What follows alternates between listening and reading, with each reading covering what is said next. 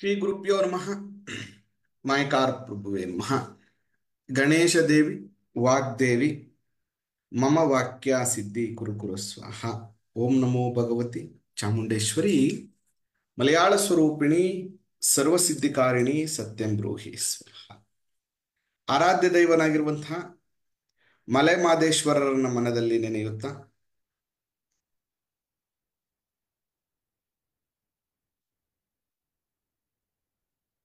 ವಿದ್ಯಾಗುರುಗಳ ತಂದೆ ತಾಯಿಯ ಪಾದಾರವಿಂದಗಳಿಗೆ ನಮಸ್ಕಾರವನ್ನ ಮಾಡ್ತಾ ಜಗದ್ಗುರು ಪಂಚಾಚಾರ್ಯರನ್ನ ಬಸವಾದಿ ಶರಣರನ್ನ ಮನದಲ್ಲಿ ನೆನೆಯುತ್ತಾ ನನ್ನೆಲ್ಲ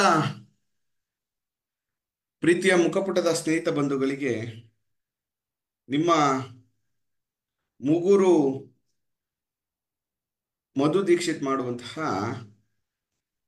ಪರಿಪೂರ್ಣವಾದಂತಹ ನಮಸ್ಕಾರಗಳು. ಶುಭ ದಿನ, ಬಹಳ ವಿಶೇಷವಾಗಿರುವಂತಹ ಒಂದು ದಿನ ಇವತ್ತು. ತುಳಸಿಯ ಆರಾಧನೆ, ತುಳಸಿಯ ಪೂಜೆ, ತುಳಸಿಯ ಅನುಷ್ಠಾನ,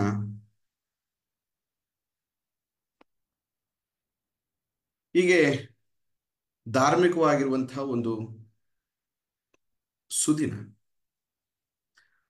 ಇಂದು ಒಂದು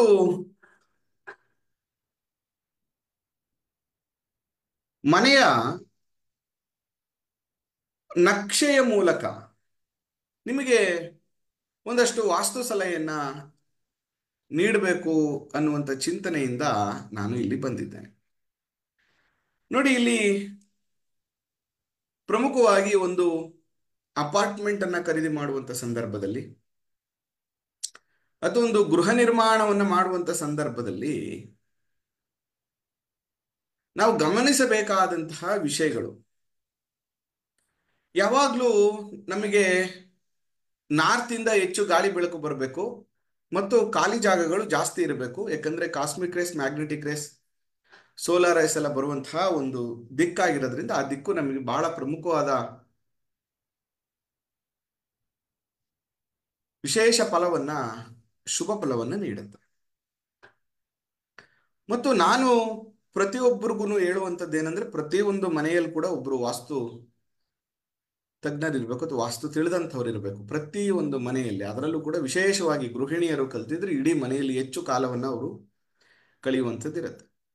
ಜೊತೆಗೆ ಆರ್ಕಿಟೆಕ್ಟ್, ಇಂಜಿನಿಯರ್ಸ್ ಎಲ್ಲರೂ ಕೂಡ ಕ್ಲೈಂಟ್ ಒಳ್ಳೇದಾಗ್ಲಿ ಅನ್ನುವಂಥ ಇಂಟೆನ್ಷನ್ ಇಂದ ಮಾಡಿರ್ತಾರೆ ಮತ್ತು ಸ್ವಲ್ಪ ಇನೋವೇಟಿವ್ ಆಗಿ ಮಾಡಬೇಕು ಅಂತ ಮಾಡಿರ್ತಾರೆ. ಅದನ್ನು ತಪ್ಪು ಅಂತ ಹೇಳಲಿಕ್ಕೆ ಬರೋದಿಲ್ಲ.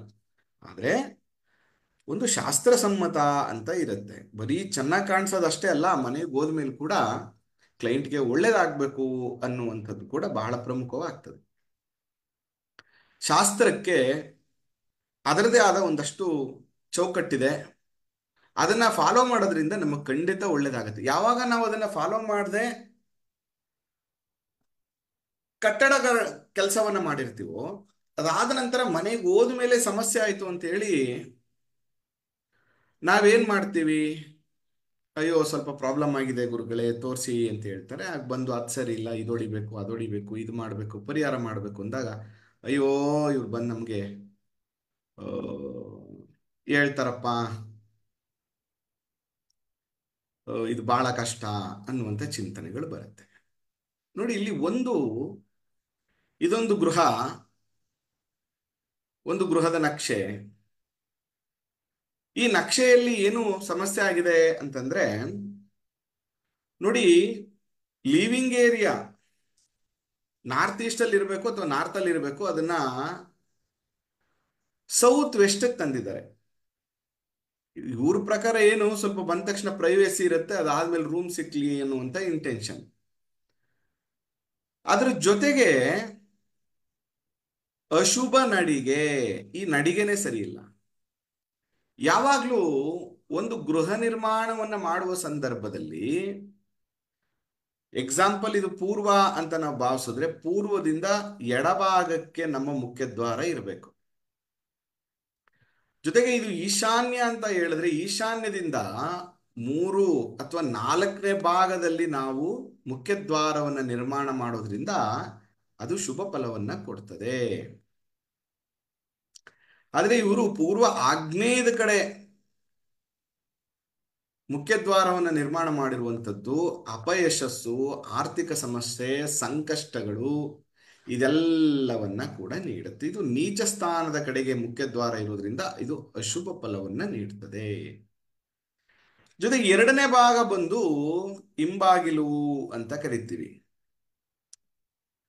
ಇಲ್ಲಿ ಬಾಲ್ಕನಿಯ ಏರಿಯಾವನ್ನ ಇವ್ರು ಮಾಡ್ಕೊಂಡಿದ್ರು ಕೂಡ ಇದನ್ನ ಹಿಂಬಾಗ್ಲು, ಇತ್ತಲ್ ಬಾಗ್ಲು, ಬ್ಯಾಕ್ ಡೋರ್, ಉಪದ್ವಾರ ಅಂತೆಲ್ಲ ನಾವು ಕರಿತೀವಿ. ಇದು ಕೂಡ ರಾಂಗ್ ಆಗಿದೆ. ಇದು ನೀಚ ಸ್ಥಾನದಲ್ಲಿದೆ. ಕಂಪ್ಲೀಟ್ ಡೆಡ್ ಎಂಡ್ ಅಲ್ಲಿರೋದ್ರಿಂದ ಇದು ನೀಚ ಸ್ಥಾನ, ರಾಹು ಸ್ಥಾನ ಅಂತ ಕರಿತೀವಿ.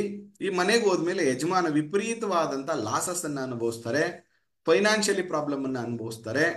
ಈ ತರ ಪ್ರಾಬ್ಲಮ್ಗಳು ಆಗುತ್ತೆ. ಇನ್ನು ನಾವು ಮುಖ್ಯವಾಗಿ ಇದನ್ನ ಎಲ್ಲರೂ ಕೂಡ ಕುಬೇರನ ದಿಕ್ಕು ಅಂತ ಕರೀತಾರೆ ಇದನ್ನ. ಆದ್ರೆ ಇದು ಕುಬೇರನ ದಿಕ್ಕಲ್ಲ, ಇದು ಕುಬೇರನ ದಿಕ್ಕು. ಎಕ್ಸಾಕ್ಟ್ ನಾರ್ತ್ ಇದೆಯಲ್ಲ, ಇದು ಕುಬೇರನ ದಿಕ್ಕು.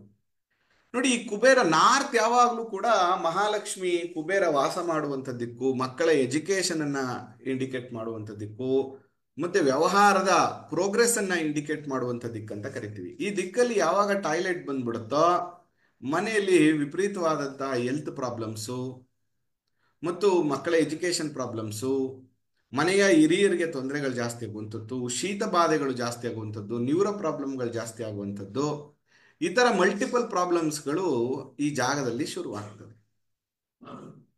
ಮತ್ತೆ ನಾರ್ತ್ ಈಸ್ಟ್ ಅಲ್ಲಿ ಈಶಾನ್ಯದಲ್ಲಿ ರೂಮ್ ಅನ್ನ ಮಾಡ್ಕೊಂಡಿದ್ದಾರೆ ಮತ್ತು ವಾಯುವ್ಯದಲ್ಲಿ ರೂಮ್ ಅನ್ನ ಮಾಡ್ಕೊಂಡಿದ್ದಾರೆ. ಓಕೆ, ವಾಯುವ್ಯ ರೂಮ್ ಬರ್ಬೋದು ಅಂದ್ರೂ ಕೂಡ ಈ ಮನೆಗೆ ಈ ರೂಮು ಶುಭ ಫಲವನ್ನ ಕೊಡೋದಿಲ್ಲ.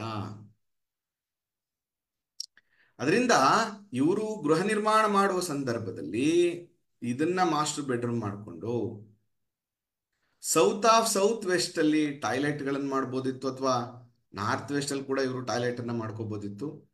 ಮತ್ತೆ ಮುಖ್ಯದ್ವಾರವನ್ನ ಇಲ್ಲಿ ಮಾಡೋದ್ರ ಬದಲು ಇಲ್ಲಿ ಮಾಡ್ಕೊಂಡಿದ್ದಿದ್ರೆ ಇದಿಷ್ಟು ಕೂಡ ಇವರಿಗೆ ಲಿವಿಂಗ್ ಏರಿಯಾ ಆಗ್ತಾ ಇತ್ತು. ಅದರಿಂದ ವಾಸ್ತುವಿನ ವಿಚಾರಗಳು ಬಂದಂತ ಸಂದರ್ಭದಲ್ಲಿ ಒಂದು ಮನೆಯ ನಿರ್ಣಯ ಇರ್ಬೋದು, ಬಹಳ ಮುಖ್ಯವಾಗಿ ಆಯವನ್ನ ನೋಡುವಂತಹ ವಿಷಯ ಇರ್ಬೋದು.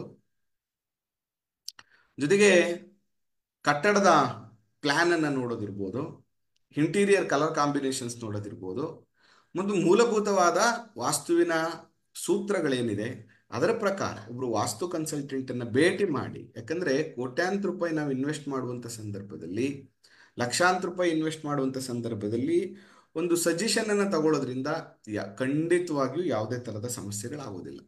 ಅದು ಮಾಡದೇ ಇದ್ದಾಗ ಅನೇಕ ತರದ ಸಮಸ್ಯೆಗಳನ್ನ ಅವರು ಅನುಭವಿಸ್ಬೇಕಾಗ್ತದೆ.